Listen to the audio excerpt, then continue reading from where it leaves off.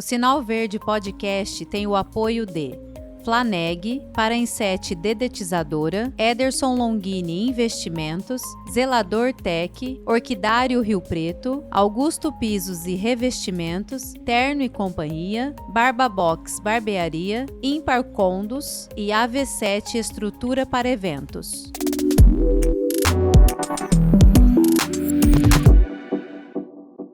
E abrindo agora o nosso 13º episódio, o Dr. Paulo gostou da brincadeira da outra vez, está aqui de novo conosco.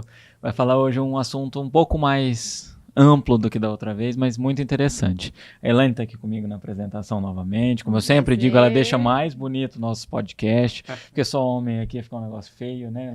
Então, ela vem aqui sempre embeleza o nosso podcast. Obrigado pela presença, Elaine. Eu que agradeço.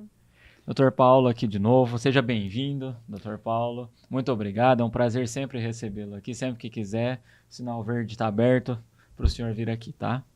Muito obrigado por mais essa oportunidade, é muito gratificante estar aqui com vocês e vamos bater um papo hoje. É isso aí. Muito obrigada por vir novamente, é sempre esclarecedor, né? Hoje nós vamos falar de dois assuntos, né, doutor? Que são entrelaçados, né? Que é a apneia e a insônia. Exatamente. Um acaba levando ao outro, não é isso? É, mais ou menos. Mais ou menos. Um pode causar, né? É isso aí. Então, para a gente entender melhor, né? Vamos começar a apneia. Para quem nunca nem ouviu falar, o que é isso? A apneia. A apneia, ela é uma doença bem complexa. Na verdade, antigamente a gente chamava até de uma síndrome. Existe a apneia, que são pequenas paradas respiratórias durante o sono, né, que a gente considera paradas respiratórias mais que 10 segundos. E existe a doença, que é a apneia obstrutiva do sono ou a apneia central do sono, que é uma doença onde existe vários episódios de apneia durante o descanso, durante o sono. Portanto, a apneia são pequenas paradas respiratórias durante o sono, durante o descanso. E acho que durante muito tempo houve a confusão de apneia com ronco, né? As Ainda pessoas tem. falam, ainda existe essa confusão, como que... Ainda tem. O que eu gosto bastante de exemplificar é uma coisa. Existe o ronco, a gente chama de ronco primário, existe o ronco e existe a apneia, tá? O ronco primário, ele não é uma doença, tá? Ele incomoda a pessoa do lado, às vezes não vai ser bom para o casamento, mas ele não é uma doença. Certo. Tem como a gente melhorar essa questão do ronco? Claro que tem, tá? Mas ele não vai te causar um prejuízo cardiológico, neurológico, endocrinológico. Agora, a apneia obstrutiva do sono, em especial, essa vai, tá? Essa pode causar diabetes, pode causar acidentes vasculares encefálicos, infartos, pode causar alteração da libido, né? Obesidade, dentre outras causas, aí até morte. Mas quem tem apneia ronca. Não necessariamente. Ela faz um barulho que parece um ronco, é isso? Por que confunde? Então, a maioria das pessoas que têm apneia roncam. Mas não por causa da apneia, é coincidência, assim. Isso. É porque, assim, a apneia, principalmente a apneia obstrutiva, que tem uma obstrução na passagem do ar, ela geralmente faz um barulho. Por quê? Porque o ar está passando, de repente esse ar ele é interrompido, e aí quando ele retorna, ele faz um barulho, faz... Entendo. Entendeu? Uhum. Então, é como se fosse um ronco, só que irregular, tá? Vou tentar fazer uma amostra aqui. Um ronco primário... É só um ronco, que não vai causar um barulho das estruturas da nasofaringe, da orofaringe, um ronco. Uhum. Agora, uma pessoa que está tendo apneias, ela faz... Como que puxando o ar, né? Perde Assim. um pouco o ritmo, tá? Mas existe apneia sem ronco? Existe, tá? É comum? Não, não é tão comum. Certo. Mas existe sim pessoas que não fazem barulho nenhum e tem apneia. E como que a gente vai saber que tem apneia? Se tá dormindo, se não faz barulho? Pois é, pois é. Tem sintomas que detectam essa apneia? Tem Assim? alguns sintomas. Esses sintomas variam de pessoa para pessoa, de gênero para gênero, tá? E de idade para idade. Mas em geral, as pessoas que elas têm um sono que não é tão bom, que tem apneia, elas vão acordar assim cansadas, tá? Ela não vai ter um sono bom, então ela acorda cansada, ela não acorda disposta, ela não tem vontade de sair da cama, ela se sente muito cansada. Ah, um caminhão passou em cima de mim essa noite. Durante o dia ela percebe que o dia não está rendendo tanto, ela não tem aquela atenção que o dia está cobrando dela. Ela pode ter muito sono durante o dia. Ela não dormiu à noite, ela acordou 100, 200 vezes à noite, E sem aquela ela pessoa que perceber. acorda muito, ela já tem que desconfiar que ela pode ter apneia? Ah, eu acordo. Ela nem sabe por que que ela acordou, mas é por causa dessa situação, então, né? Quando ela tem apneia. Sim, exatamente. Na maioria das vezes, a pessoa que ela acorda muito, só que conscientemente, tá? Ela pode sim ter apneia, mas ela pode ter outras doenças. Uma delas é a diabetes. Pode ser uma complicação da apneia? Pode. Mas os despertares da apneia geralmente são inconscientes. Acorda muitas vezes durante a noite e a pessoa não tem consciência. Dormi a noite inteira e tô cansado. Entendi. Sim.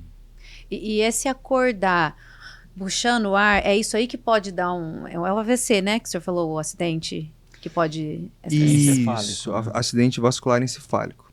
O que acontece? Conforme a gente vai tendo esses episódios de paradas respiratórias, vai havendo remodelação do coração, dos vasos sanguíneos, tem um aumento da pressão arterial. E esse aumento da pressão arterial, inevitavelmente, pode sim causar um rompimento de alguns vasos. E aqueles menores vasos, por exemplo, da cabeça, no sistema nervoso central, pode sim evoluir para um AVC, o famoso, é um AVE, mas a gente chama de AVC. E, por exemplo, o senhor falou 10 segundos é a pausa normalmente. Ou No existe um mínimo. tempo... No mínimo, No mínimo tá? 10 segundos. Menos que isso a gente considera como hipopneia, tá? Mas a apneia é uma parada geralmente de uns 10 segundos mais. Entendi. E se a pessoa para muito tempo, aí tem que socorrer, né? Aí já tem que... Se ela fica mais tempo que isso, ela pode evoluir a óbito, né?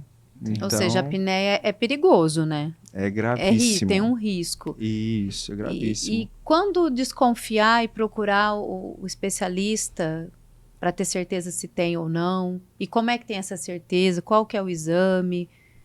Toda vez que a pessoa ela tá sentindo que ela não tá tendo um sono bom, um sono adequado, ela tá se sentindo cansada, tá tendo um aumento de peso, tá se sentindo mais cansada, emocionalmente tá sem ânimo para fazer as coisas, com perda da libido, tá tendo um aumento da pressão arterial, tá tendo alguns descontroles da glicemia, tá mais nervoso, tá tendo quedas de cabelo, ou até algumas manchas na pele. Tudo isso requer uma avaliação, tá? Tudo isso pode significar uma apneia? Pode. E o ronco, com certeza. No meu consultório, toda pessoa que ronca, primeiro de tudo, eu afasto a apneia. E como que detecta a apneia nesse caso, assim? Tem exame específico ou não? Como que... Tem sim. Primeiro a gente tem que avaliar, né? Porque a gente sabe que o público que mais sofre de apneia são os homens, os idosos e os obesos. Mas qualquer um está susceptível a isso. Então, no consultório a gente tem que avaliar condição nasal, condição da boca, condição da laringe, né? As estruturas esqueléticas do rosto, e existe um exame confirmatório, que é o exame de polissonografia, tá? Esse exame, ele permite fazer o monitoramento do sono, da frequência cardíaca, da musculatura. A gente consegue ver os estágios do sono, onde a pessoa teve ou não uma apneia, tá? Se ela tá roncando, se não tá roncando, se ela tá tendo um aumento ou um descenso da frequência cardíaca, da pressão arterial. Olha só que legal. Esse exame ele é feito num local específico, consegue fazer em casa, porque ele fica monitorando com Isso. eletrodos, essas, né? Exatamente. Existe 4 tipos de polissonografia, né? Existe até mais, mas o clássico são essas quatro tipos de polissonografia. O tipo 1, ele é o melhor. Ele é o padrão ouro, que a gente fala. Que é um tipo de polissonografia onde tem um técnico, tá? Que ele tá te vendo a noite toda. Para caso ocorra, saiu algum eletrodo, ele vai lá e coloca para o exame ser o mais fidedigno possível. Então, esse exame de polissonografia tipo 1 é feito em clínicas especializadas ou em hospitais. Sim. Mas existe a polissonografia tipo 2, que para alguns pacientes pode até ser mais adequado, que ela é idêntica à polissonografia tipo 1, só que não tem o técnico e é feita em casa. Tem a polissonografia tipo 3 e a tipo 4. A tipo 4 eu gosto mais não como diagnóstico, mas como acompanhamento do tratamento. E o tipo 3 é aquele paciente que eu tenho certeza assim, que tem uma apneia obstrutiva do sono. Que é igual eu falei, aquele paciente que está obeso, é um homem, mais ou menos uns 50, 60 anos, já tem pressão alta. Então, eu só preciso de um exame para confirmar, para me autorizar a conduzir o tratamento da forma com a apneia, assim, sabe? Sim, Então, esse aí eu já considero como uma apneia, uma polissonografia tipo 3. Certo. Eu ia perguntar, o grupo de risco, né? O grupo de risco é exatamente esse. São os homens, os obesos e os idosos. Certo. Esse é o grupo de risco. As outras pessoas podem, não tem, então? Não falamos isso, mas o grupo de risco são esses. E optar pelo 1 ou pelo 2, né? Ou seja, fazer numa clínica ou num hospital, ou optar em fazer em casa, é o paciente que opta ou é o profissional que vê o que é melhor para ele? Nós dois juntos. Se for aquele paciente que ele tem uma insuficiência cardíaca, que ele tem uma patologia grave associada, não é ideal fazer em casa. Tem que ter alguém cuidando dos eletrodos, velando pela saúde dele. Agora, se for um paciente que ele tem consciência que se escapar algum eletrodo e tal, vai ter que repetir o exame, e ele não consegue dormir fora de casa, ele se adaptou ao colchão dele, etc., né? Aí é um paciente que pode fazer a polissonografia tipo 2. Porque aí fazendo na clínica, às vezes não ocorre assim da pessoa não conseguir dormir direito porque já está num lugar diferente, já sabe que está sendo avaliado, mas mesmo assim dá para... Com certeza, é por isso que uma avaliação antes de fazer o exame é fundamental e lógico, a gente tem que fazer o exame junto com o paciente, né? Não adianta nada eu falar para o paciente, você vai fazer tal exame. Ele tem que entender e ele tem que aceitar. E saber o que, o que vai ser feito. Exatamente. Né? Entendi. E quando a gente dorme assim, de boca aberta, assim, significa também que é apneia, alguma coisa, ou não necessariamente, assim? Não necessariamente. Buscar essa respiração, né? Às vezes com a boca aberta, tudo, né? Não necessariamente. Tem pessoas que têm uma respiração oral. O ideal é ter uma respiração nasal. Certo. Mas tem pessoas que têm uma respiração oral. Aí, a respiração oral, ela predispõe a episódios de ronco. Aí esse ronco pode ou não ter apneia. Mas quando a pessoa ela tem uma respiração oral, a gente tem que descobrir o porquê que ela não está respirando pelo nariz. É porque ela acostumou a respirar pela boca, é porque tem alguma obstrução no nariz. Então a gente tem que avaliar isso. Entendi. Não tem nada no nariz, ela simplesmente acostumou. Aí eu acho que vale a pena a gente abrir mão de outros profissionais, por exemplo, fono, Uhum. que vai fazer uma terapia, chama TMO, que é uma terapia miofuncional orofacial, que vai desenvolver a musculatura e abrir mão também de mentoneiras, que são dispositivos que faz fechar a boca para ir respirando pelo nariz. Porque quando a gente respira pelo nariz, os seios aqui da face, eles são os maiores depósitos de um produto químico, tá? Que é o óxido nítrico. O óxido nítrico é um potente vasodilatador. E respirando pelo nariz, esse óxido nítrico vai chegar até o pulmão. Certo. E vasodilatando o pulmão, melhora a oxigenação. Então, o sono de uma pessoa que respira pelo nariz é muito melhor, muito mais oxigenado que uma pessoa que respira pela boca. Entendi. E o senhor estava falando, a apneia é como se fosse uma pausa ali, que está passando alguma coisa, para de passar o ar, uma obstrução ali. Isso, uma apneia obstrutiva é isso. Tá, e o que causa a apneia? Por que a pessoa tem essa apneia? Boa pergunta. Muitas causas, viu, Jefferson? Muitas causas. Por exemplo, se for uma pessoa que ela respira pelo nariz, é uma pessoa que ela tem uma respiração nasal. Uhum. E aí ela tem um nariz bem ruim. Ela tem um desvio de septo, ela tem os cornetos, que são as conchas nasais bem hipertróficas. O ar, ele passa com uma certa dificuldade ali. E aí, quando a gente está dormindo, existe um relaxamento da musculatura. E aí, aquela força que a pessoa tinha para passar o ar, não vai ter aquela força. E aí vai ter um bloqueio, bem na região ali da velofaringe.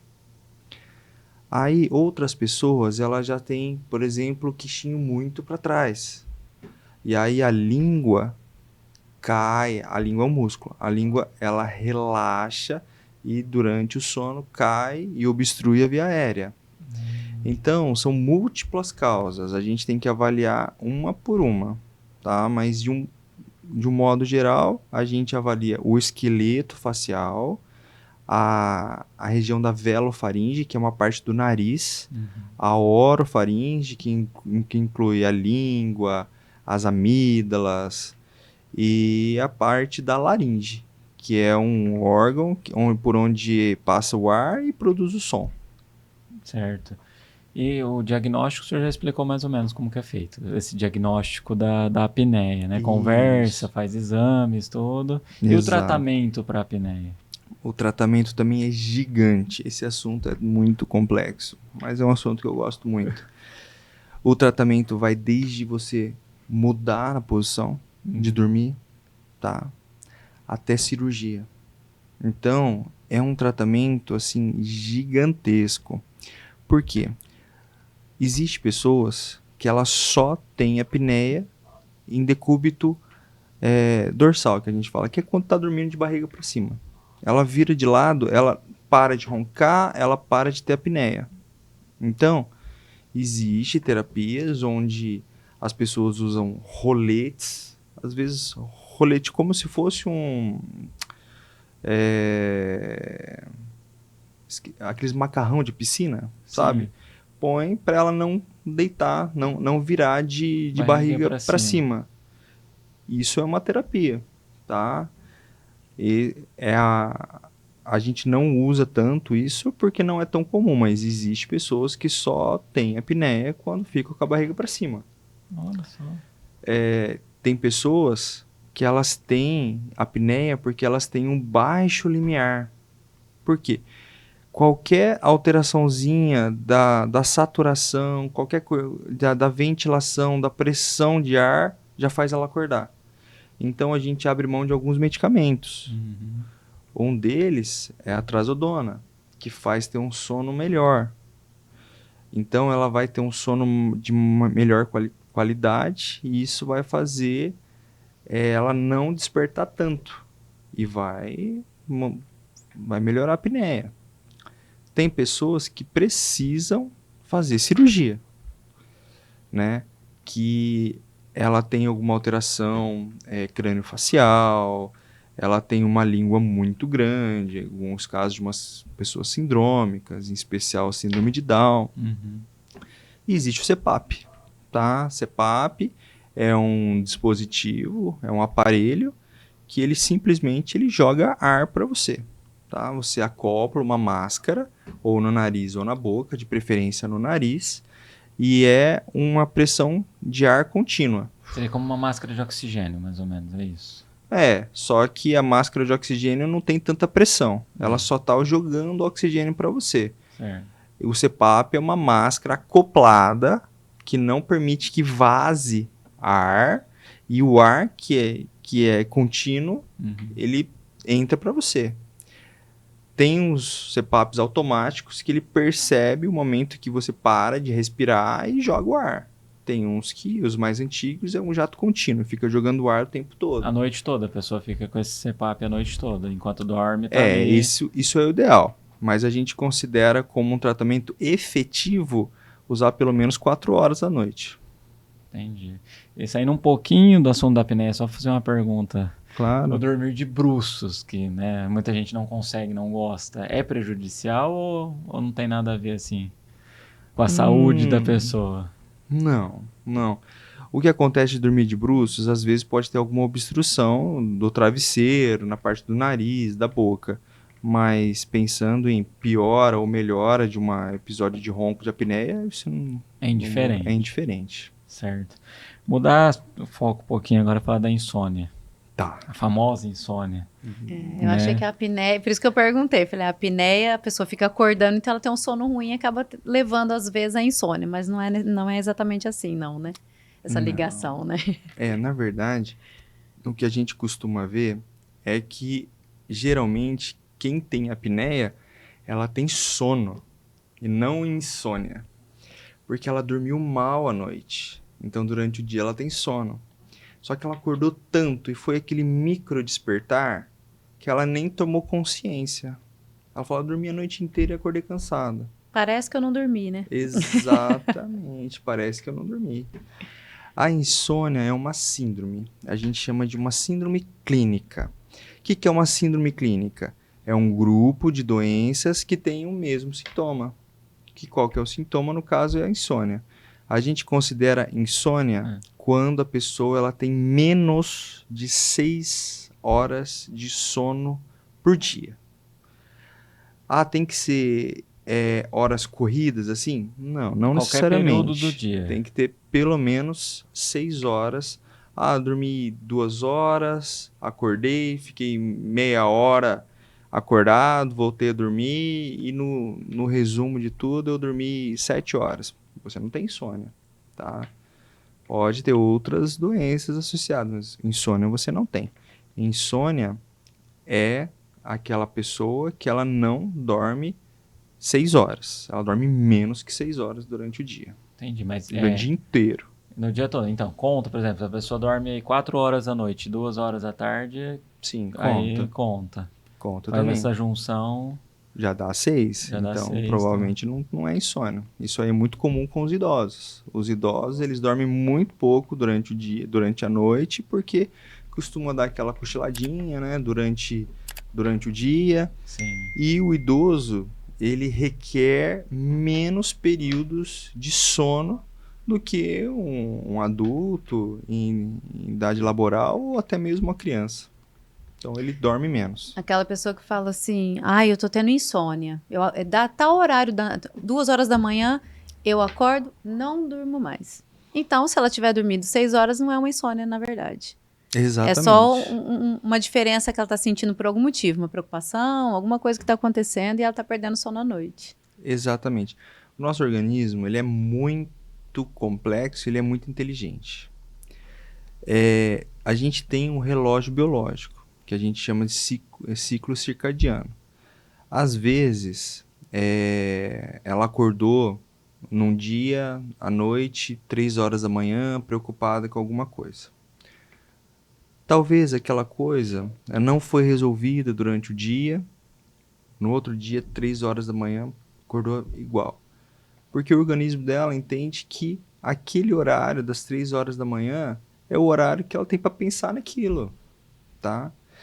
Isso acontece porque o nosso organismo, ele é regulado por hormônios. E tem os picos dos hormônios, tá? Tem pico à noite, tem pico de manhã.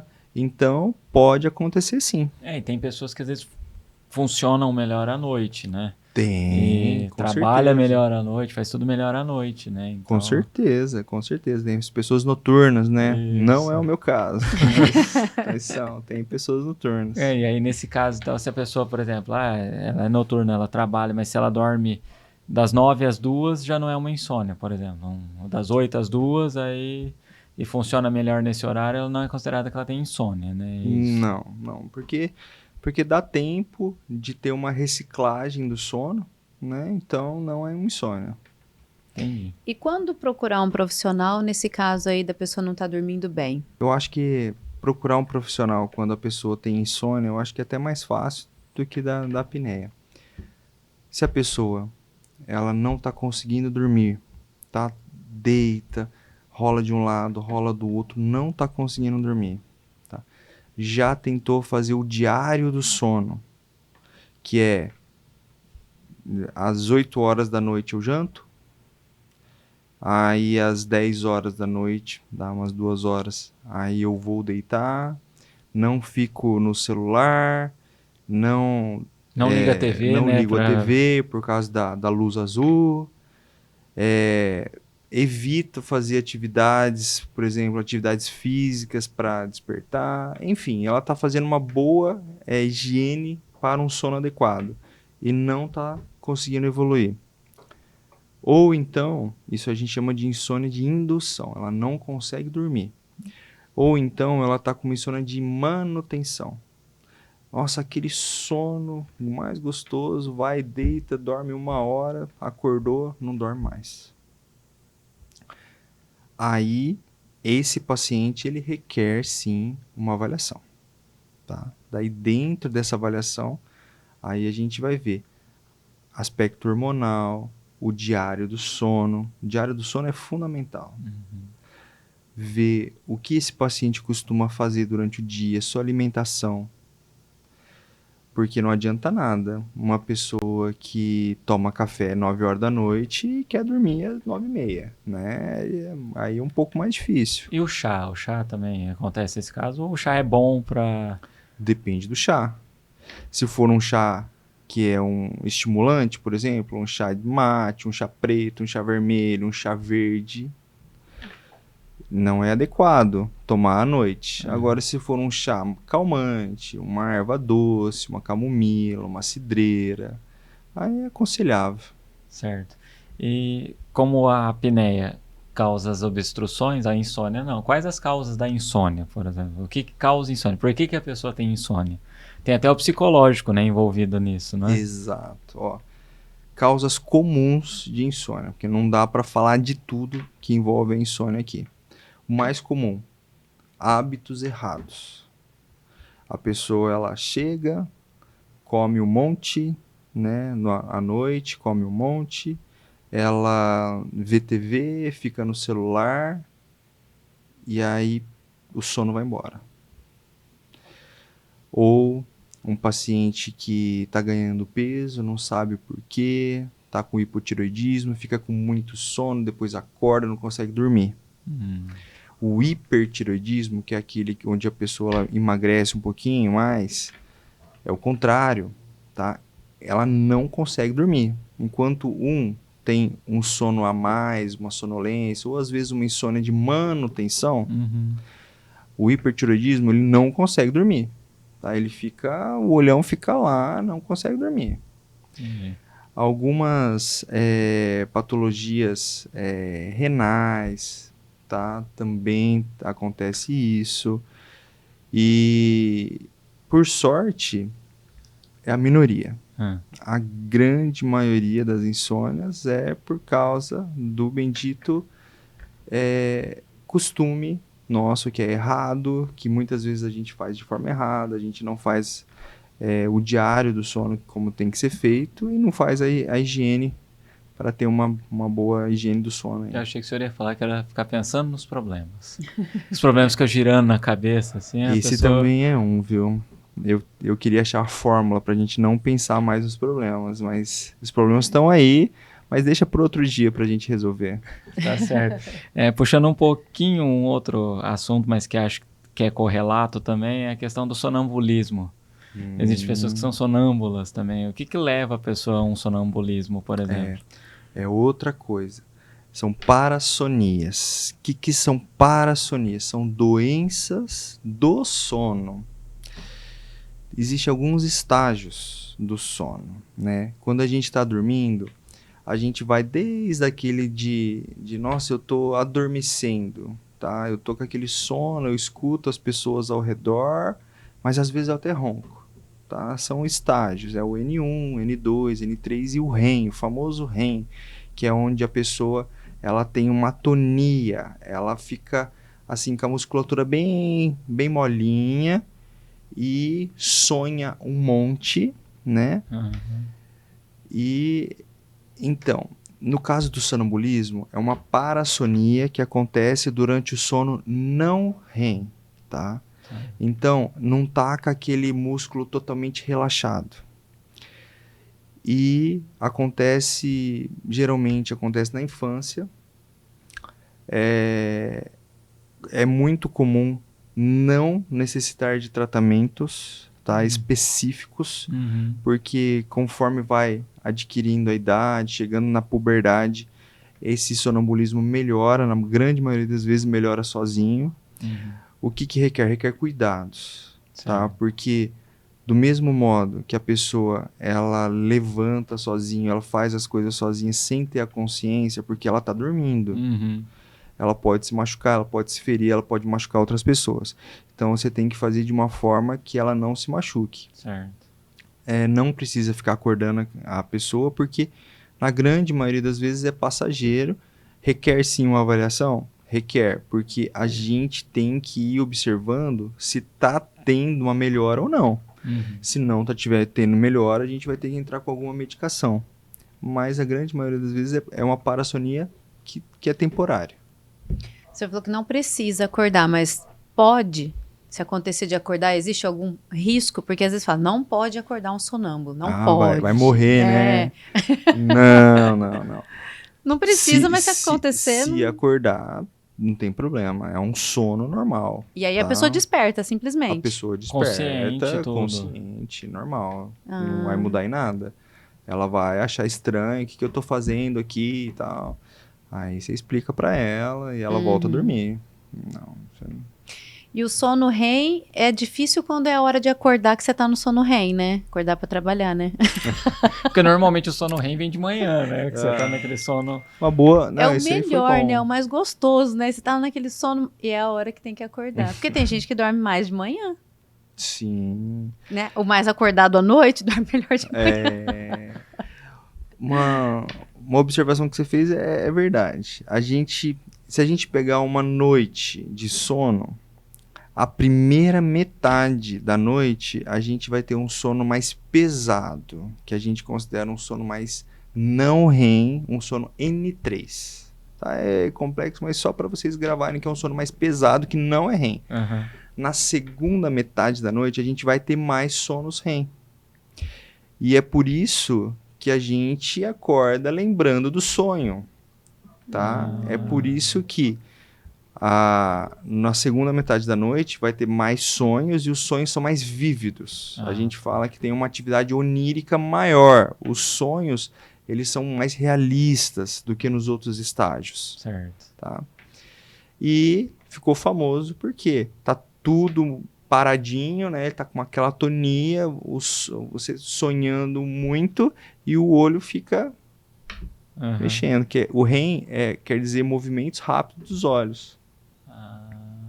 Certo. Então não é o mais pesado. O sono mais pesado, o REM. Não é o mais pesado. É o sono que a pessoa baba. Nem assim, o mais reparador. Como a gente tava conversando... Isso. O sono REM é aquele sono onde a gente considera que a cabeça ela tá ativa, que é quando tem um movimento rápido dos olhos, é por isso que é REM em inglês, né?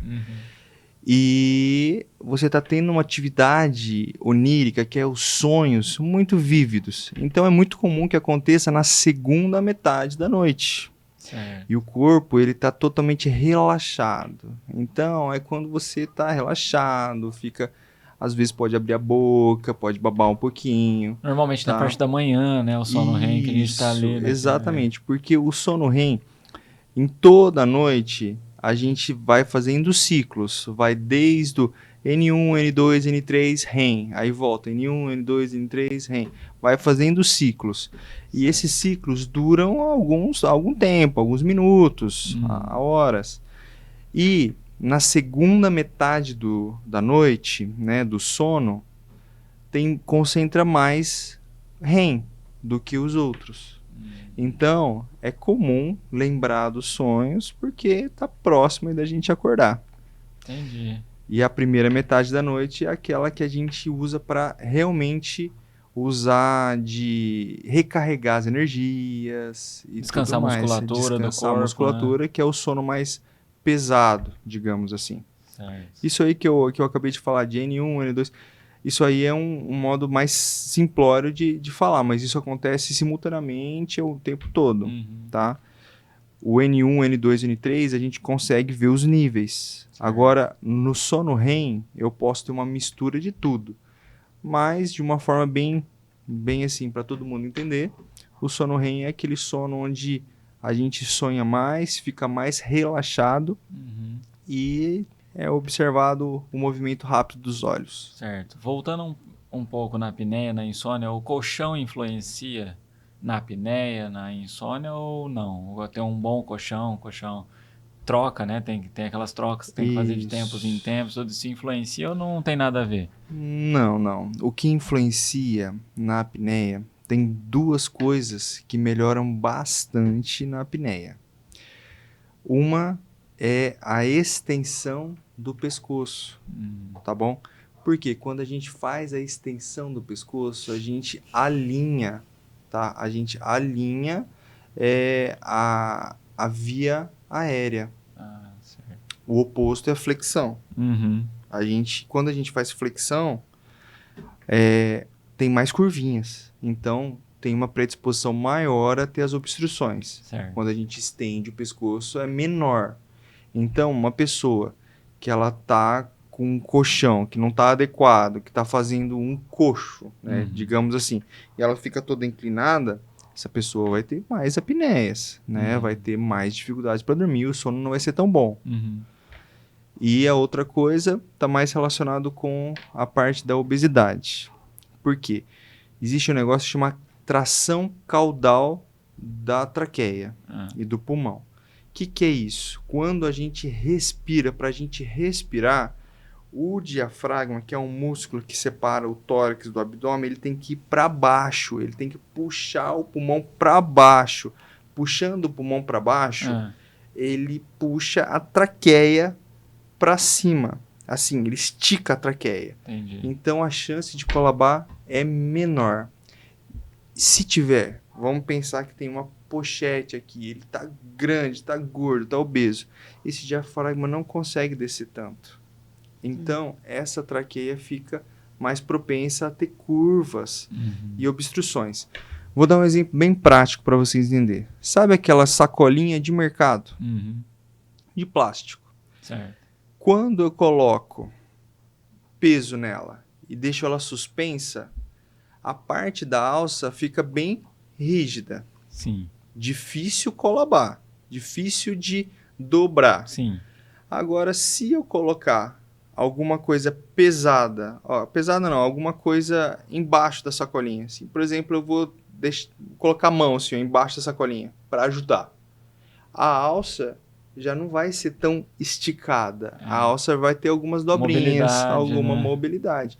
E essa mobilidade predispõe à obstrução. Ah, entendi. E a questão de dormir com um ou dois travesseiros? O que é o ideal? Dormir com um, com dois, sem nenhum? Olha, se você conseguir estender a cabeça para dormir com um travesseiro, com dois travesseiros, tanto faz. Eu oriento o paciente o seguinte: você se sente bem dormindo como?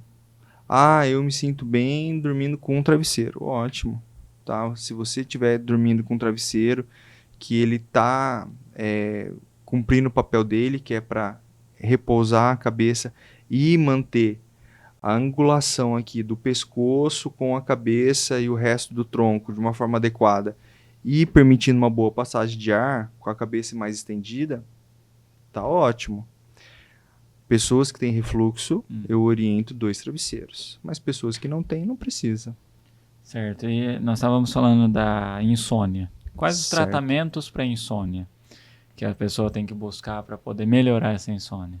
Ixi, agora vamos pegar um livro, porque Depende do caso. a insônia, como a gente conversou, é uma síndrome clínica, Certo. tá? Então, várias doenças vão cursar com insônia. Não existe tratamento para insônia. Uhum. A gente tem que descobrir a doença base. Ah, sim. Então, vai ser ou uma higiene adequada, melhorar hábitos, ou vai ser algum medicamento, seja para tireoide, seja, enfim, Tratamento psicológico, às vezes, né? Com psicológico, psicólogo, com né? psicólogo, com psiquiatra. Exatamente. Então, o tratamento da insônia não é dar um remedinho para dormir, tá? O tratamento da insônia é descobrir a causa base dessa dificuldade em dormir. Entendi. Muito menos a automedicação, né, doutor? De novo, né? A gente Muito falar menos disso. automedicação. Ah, a minha amiga tomou tal coisa pra dormir, vou tomar também pra tentar. Exato, porque Calmante. a diferença entre o remédio e a droga e o veneno é a dose. Certo. Tudo tem seus efeitos benéficos e maléficos. Então, o médico, ele estuda 6 anos de medicina, aí ele vai fazer a sua residência, que no mínimo é 3 anos. Enfim, ele estuda pelo menos uns 10 anos para poder particularizar o tratamento. Falar assim, ó, para você, o medicamento X vai ter um efeito melhor do que esse que para você vai ser melhor. Uhum. Tá? Então, todos esses anos de estudos e tal é para isso. Então, a vizinha fala, ó, o remédio tal é bom para mim porque eu tô dormindo. Os remédios que geralmente as pessoas tomam para dormir O mais famoso é o são Rivotril, o né? Rivotril. Eu ia falar do Rivotril. A longo prazo, tem estudos que induz demência. Então, tudo tem os seus riscos e benefícios. Certo. Então, não é adequado. E agora falando do sono com o medicamento, que no caso é o midazolam e é o Rivotril. É midazolam, é o clonazepam, desculpa. Uhum. O sono não vai ser adequado. Porque ele muda totalmente a arquitetura do sono. O clonazepam, ele muda totalmente. A pessoa ela não vai fazer o N1, o N2, o N3, não vai entrar no sono REM. Vai ser um sono totalmente diferente, um sono inadequado com o medicamento. Entendi. Então, é um medicamento excelente, desde que seja usado por um período curto Da forma correta. e da né? forma correta, bem indicado. Entendi. Não é um medicamento usado para insônia.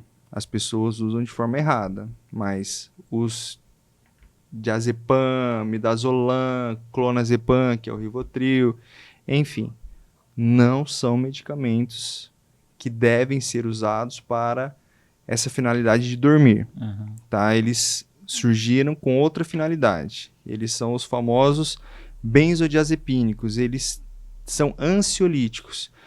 Eles são medicamentos com a finalidade de controlar a ansiedade, Adrenalina. a né? adrenalina, essas coisas, e não dormir. Certo. Entendi. E a questão, por exemplo, que acontece comigo. Eu durmo de um jeito e acordo de outro. Mexe a noite inteira. Tá, Porque tem gente que dorme numa posição e acorda na mesma posição. certo. E é a questão de se mexer a noite toda.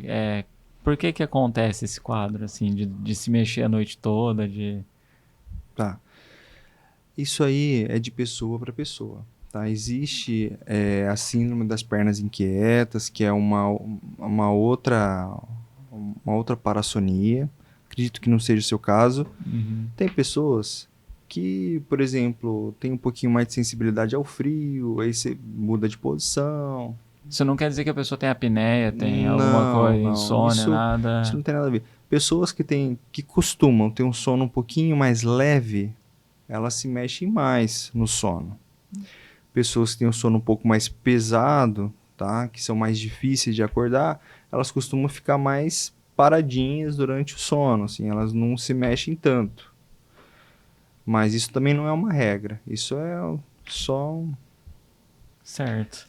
Bom, acho que já perguntamos tudo, né, Elaine? Você quer me perguntar mais alguma coisa pro Dr. Tem Paulo, mais alguma coisa que o senhor acredita que precisa acrescentar desses assuntos, doutor? A gente abordou.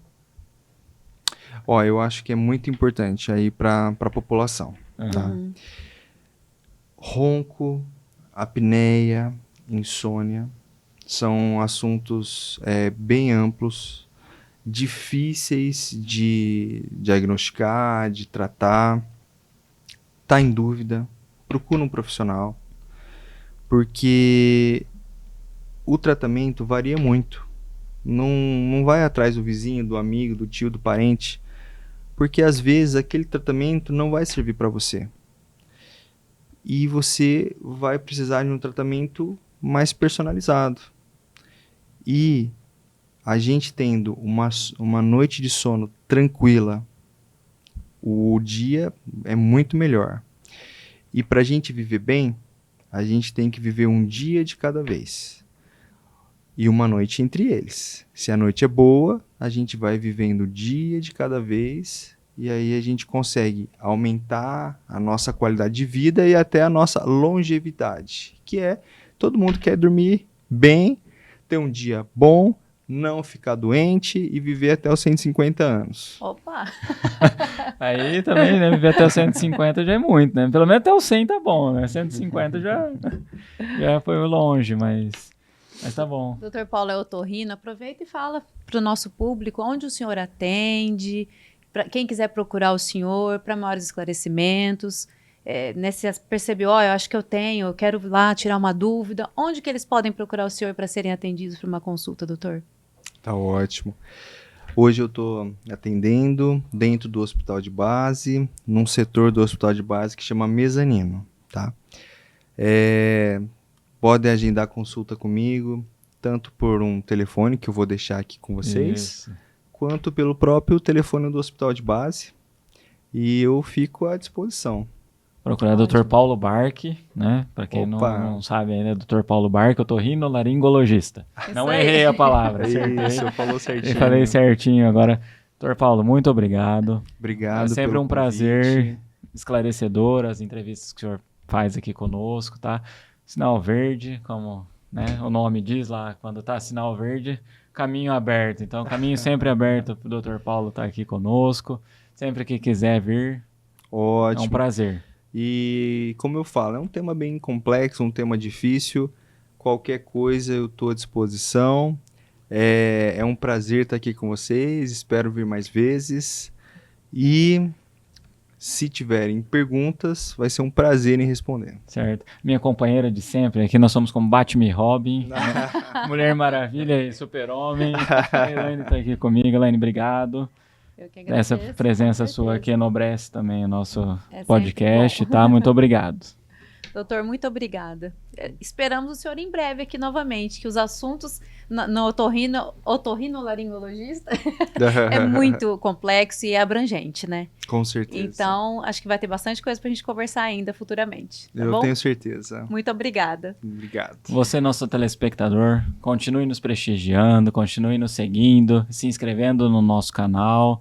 Como eu sempre falo, inscreve cachorro, pai, mãe, filho, tio, pai, todo mundo aí que a gente precisa desse incentivo de vocês. E nos comentários, se tiver algum assunto que vocês queiram que a gente aborde, escreve lá pra gente, a gente tenta trazer. Tá Isso bom? aí, sinal verde, o caminho sempre aberto para todos vocês. Muito obrigado. Até a próxima.